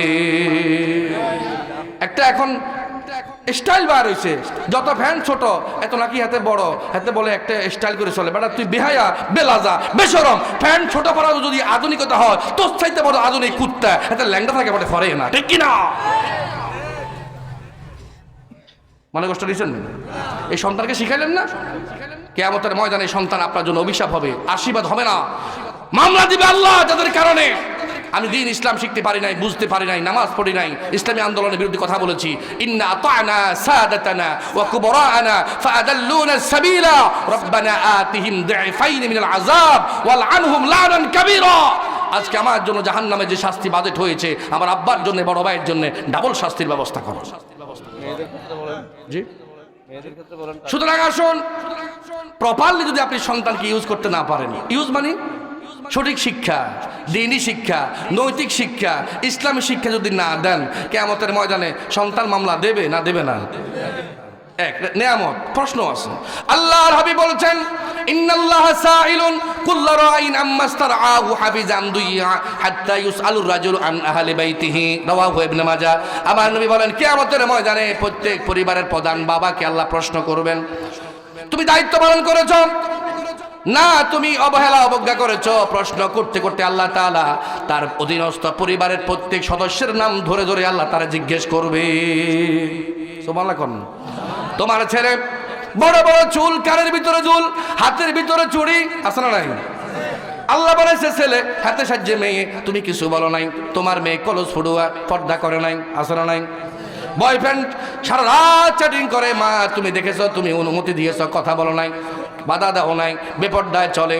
এরপরে হুন্ডায় বাইকে করে বয়ফ্রেন্ডের সঙ্গে ঘুরে, দেখার পরে তুমি চুপ ছিলা, কথা বলো নাই। কি দায়িত্ব পালন করেছো? আল্লাহ পাক রব্বুল আলামিন প্রত্যেক দায়িত্বশীলকে সেদিন দায়িত্বের ব্যাপারে হিসাব নিবে। মেয়ে কলেজ পড়েছে, পর্দা করে নাই, বাবা তুমি কি দায়িত্ব পালন করেছো? তোমার মেয়ে, তোমার নাতনির গায়ে হলুদ, বিয়েতে গায়ে হলুদের অনুষ্ঠান হয়েছে, ব্যান্ড পার্টি এসেছে, নর্তকীরা নেচেছে, তুমি দেখেছো, অথচ তুমি নামাজ পড়ো, তুমি হাজী সাহেব, তুমি মাদ্রাসার সভাপতি, বাধা দাও নাই। কেন দাও নাই? জবাব দাও। প্রশ্ন করবেন কে? আমাদের সমাজের অনেকের একটা অভ্যাস হলো, আমি নামাজ পড়ি, আমি দাড়ি রাখি, আমি হজ করি, আমি তাবলিগ করি, দিন কায়েমের আন্দোলন করি, ছেলে যেমন মতো হুমুই যাক, মেয়ে পর্দা করক না করক, আর জানাতে রাস্তা খোলা, এত সোজা না। ইয়া আইয়ুহাল্লাযীনা আমানু উ আনফুসাকুম ওয়া আহলিকুম নারা, আল্লাহ বলছেন ঈমানদারেরা নিজে জাহান্নাম থেকে বাঁচাও, পরিবারের সবাইকে জাহান্নাম থেকে বাঁচাও। শুধু নিজে বাঁচলে হবে না, তোমার উপর দায়িত্ব আল্লাহ পাক দিয়েছেন, পরিবারের সবাইকে জাহান্নাম থেকে বাঁচাতে হবে। আমরা মনে করি আমি একা একা জান্নাতের পথ ধরছি, সবাই জাহান্নামে যাক, এত সোজা না। জান্নাতে যেতে হলে সবাইকে নিয়ে যেতে হবে, না হলে তোমাকেও জাহান্নামে যেতে হবে। আল্লাহ পাক বলছেন সন্তানেরা সেদিন মামলা দিবে, একজন নারী 4 জন পুরুষের বিপক্ষে মামলা দিবে। কয়জন নারী? 1 নম্বরে বাবার বিরুদ্ধে এরা মামলা দিবে, 2 নম্বরে বড় ভাইয়ের বিরুদ্ধে মামলা দিবে, 3 নম্বরে বড় ছেলের বিরুদ্ধে, 4 নম্বরে স্বামীর বিরুদ্ধে। আল্লাহ আমি তাদের অধীনস্থ ছিলাম, আমার বলে নাই, ইসলাম শিখায় নাই, পর্দা করতে বলে নাই, আমি আমার মন মতো চলেছি, টিকটক করেছি, এরকম বউ ঘরে ঘরে আসে না না। আরো উৎসাহ দে, মা এজিয়ত্র টিকটক করে, কেউ আছে কাপড় টিকটকার, স্বামী স্ত্রী টিকটক করে, আল্লাহ সৌন্দর্য দিয়েছে, এটা বিক্রি করে টাকা কামায়, নাউজুবিল্লাহ কন্যাকা। তো টিকটক করস কা? বেশ্যাখানায় যাচ্ছে, একই রকম, ঠিক কিনা বলেন? বেশ্যাখানায় গেলে যে বেশ্যাগিরি করে তার গুনাহ কম হয়, তার গুনাহ। সে দৈনিক 1 জন 2 জন 3 জন খদ্দের বিদায় করে, আর তুমি উলঙ্গ হয় যে টিকটক করো, লক্ষ লক্ষ যুবক চরিত্র হারা হয়। যত যুবক চরিত্র হারা হয় মজা নেয়, সবার গুনাহ জানার গুনাহ তোমার আমলনামায় লেখা হয়। জোরে বলেন না নাউজুবিল্লাহ। তখন মেয়েগুলো বলবে, 4 জনের মধ্যে মামলা দিবে, কি বলবে? শেষ করে দিচ্ছি। وقال الذين كفروا ربنا أرنا الذين أضلانا من الجن والإنس نجعلهما تحت أقدامنا ليكونا من الأسفلين। বাবা মাকে বুকে রেখেছে, মাথা রেখেছে, ইসলাম শিখে নাই, দিন শিখে নাই, কোরআন শিখে নাই, মাদ্রাসায় ভর্তি করে নাই। আল্লাহ অজ্ঞতার কারণে, জাহালতের কারণে দিন বিরোধিতা করেছি, ইসলাম বিরোধিতা করেছি, ইফটিজিং করেছি, সুদ খেয়েছি, ঘুষ করেছি, অন্যায় পথে পা বাড়িয়েছি, যাদের কারণে আব্বাকে সামনে আনো, নেতাকে সামনে আনো, ইমামকে সামনে আনো, বড় ভাইকে সামনে আনো। যেই বুকে আমার মা আমাকে দুধ খাওয়াইছে, যেই বাবা বুকে নিয়ে আদর করেছে, চুমো দিয়েছে, আজকে ওই মা বাবার বুকে লাথি মেরে মেরে তাকেও জাহান্নামে দেব, আমিও জাহান্নামে যাব। না জাআলহুমা তাহতা আকদামিনা, আমি বলা ছাড়া প্রধান বক্তাকে স্টেজে আনিয়েন না, দয়া করে প্লিজ। আমি শেষ করে দিচ্ছি। আল্লাহু আকবার। হুজুর আসলে আমার আলোচনা হবে না, আর আপনাদের আকর্ষণটা থাকবে না। হ্যাঁ আমি জানি, আলোচনাটা একটু শেষ করতে দিই, আর একটা বেশি দম লাগবে না, আলহামদুলিল্লাহ কোন। আর আমাদের প্রধান আকর্ষণ ওনার বাড়ি, উনি থাকে মিরেশরা, বেশি দূরে না। আল্লাহ হুজুরের হায়াতে বারাকা নসিব করুন, আমিন। সবাই দাঁড়িয়ে যাও, তাড়াতাড়ি তাড়াতাড়ি যাও, তাড়াতাড়ি, আমরা আলোচনা শেষ করতে হবে। আল্লাহ কি বলছে? শুধু নিজে বাঁচলে হবে না, পরিবার, সমাজ, রাষ্ট্র সবাইকে বাঁচাতে হবে। সবার দায়িত্ব কি সমান না? যিনি পরিবার প্রধান তার দায়িত্ব হলো পরিবারের সবাইকে বাঁচানো, ঠিক নেই? যিনি বাড়ির প্রধান তার দায়িত্ব হলো বাড়ির সবাইকে বাঁচানোর চেষ্টা করা। যিনি সমাজের প্রধান তার দায়িত্ব হলো সমাজের সবাইকে বাঁচানোর চেষ্টা করা। যিনি রাষ্ট্রের প্রধান তার দায়িত্ব হলো সবাইকে জাহান্নাম থেকে বাঁচানোর চেষ্টা করা, ঠিক কিনা? আমি তো মেম্বার না, আমি তো চেয়ারম্যান না, আমি তো এমপি না, আমি মন্ত্রী না, আমি একজন খতিব। আমার কাজ হলো সঠিক খুতবাটা দেওয়া, যার কারণে সমাজটা সুন্দর হয়, শালীন হয়, দুর্নীতি চাঁদাবাজমুক্ত সমাজ গঠন হয়, ঠিক কিনা? এখানে আমাদেরকে বলতে হয়। ভাইরা আমার দিকে তাকান। ও আনফুসাকুম ওয়া আহলিকুম নারা, নিজে বাঁচাও, পরিবারকে বাঁচাও, একা জান্নাতে যাওয়ার কোনো সুযোগ নাই। উদাহরণ দিলে বুঝবেন। আমার দিকে তাকান। আপনারা মাইকেল ফেলপসের নাম শুনছেন? মাইকেল ফেলপস, শিক্ষিতরা শোনার কথা। এটা হচ্ছে বিশ্ববিখ্যাত ওয়ার্ল্ড চ্যাম্পিয়ন সুইমার, বিশ্ব চ্যাম্পিয়ন সাঁতারু। সাঁতারু বুঝেন নেই? সাঁতার কাটা না, শুধু সাঁতার তো আমিও কাটতে পারি। ওয়ার্ল্ড চ্যাম্পিয়ন, বিশ্ব সাঁতার প্রতিযোগিতায় অলিম্পিকে গোল্ড মেডেলিস্ট, মানে সবার আগে উত্তাল সমুদ্রে, উত্তাল তরঙ্গে সবাইকে হারিয়ে যিনি জয়ী হয়েছেন, সুবহানাল্লাহ। আঙো ডোবা খাদার মধ্যে সাঁতার কাটে না, সাগরের উত্তাল তরঙ্গে কাটতে পারেন। তার নাম কি? Michael Phelps. মাইকেল ফেলপস, আর গোল্ড মেডেলিস্ট। এই লোকটা একদিন তার সন্তান, স্ত্রী, সন্তান সবাইকে নিয়ে জার্নি বাই বোট, নৌকা ভ্রমণে বের হয়েছে নদীর মধ্যে। কিসের মধ্যে? কিছু দূর যাওয়ার পরে আবহাওয়া খারাপ, মাঝি বলতেছে, স্যার যে কোনো সময় নৌকা উল্টে যেতে পারে, নৌকার অবস্থা ভালো না, টল টল করতেছে, সাবধানে থাকেন, লাইফ জ্যাকেট নাই, যদি উল্টে যায় সাঁতার ছাড়া বিকল্প কোনো কি পথ নাই, কুলে যেতে হলে। এখন মাইকেল ফেলপস মনে মনে খুশি, অসুবিধা নাই, যেখানে সাগরের মধ্যে সাঁতার কাটতে পারে উত্তাল তরঙ্গে, এখানে নদীতে কোনো কিছুই না, সাঁতার কেটে কুলে চলে যাবে, অসুবিধা নাই। কিছুক্ষণ পরে নৌকা ডুবে গেল, মাইকেল ফেলপস সাঁতার শুরু করলো, কুলে যাবে, কোথায় যাবে, বাঁচতে হবে।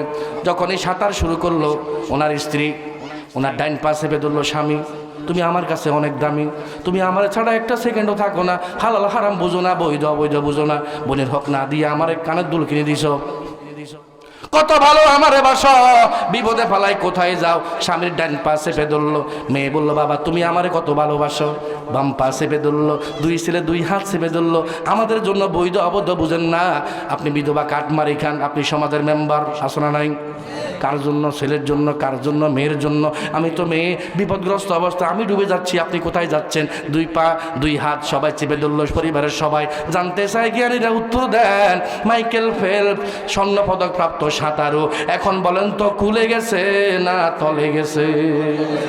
হ্যাঁ হ্যাঁ হ্যাঁ, কেন সাঁতার জানে না, সাঁতার জানে না, খালি কি জানে ওয়ার্ল্ড চ্যাম্পিয়ন সুইমার, বিশ্ব চ্যাম্পিয়ন সাঁতারু, এরপরও তলে গেছে না কুলে গেছে? তলে গেছে। কেন? নিজে সাঁতার ভালো শিখেছে, পরিবারের কাউকে কিন্তু সাঁতার শিখায় নাই। আপনি নামাজি, আপনার মেয়ে নামাজ পড়ে না, লাভ নাই, ঠিক কিনা? আপনি ইসলামী আন্দোলন করেন, আপনার ছেলে ইসলাম বিরোধী রাজনীতি করে, ইসলামের বিরুদ্ধে কথা বলে, কোনো লাভ নাই। আপনাকে সোজা করতে হবে সবাইকে, ছেলেকে, মেয়েকে, নাতনিকে, নাতিকে, সবাইকে দিন কায়েম করার আন্দোলনে শরীক করাইয়া, ইসলামাইজেশন করিয়া পরিবারকে, সমাজকে, রাষ্ট্রে, তখনই জান্নাতের পথ আল্লাহ সহজ করে দিবে। নারায়ে তাকবীর। তুমি হেমি একা একা জান্নাতের পথ ধরছে, গাটিকে কান্দলে 3 দিনে ছিলে মারা দিয়ে আসি, জান্নাত সোজা হয়ে গেছে, এত সোজা। মাইকেল ফেলপস সাঁতার না জানার কারণে ডুবে নাই, সাঁতার না শিখানোর কারণে ডুবছে। নিজে জানে, ছেলে জানে না, মেয়ে জানে না। আজকে পরিবার অনেক এরকম আছে, নিজে কোরআন পড়তে পারে, নিজে পর্দা মেনে চলে, নিজে হজ করেছে, পরিবারে ইসলাম নাই, আসলে নাই। আল্লাহ আমাদেরকে বোঝার তৌফিক দান করুন।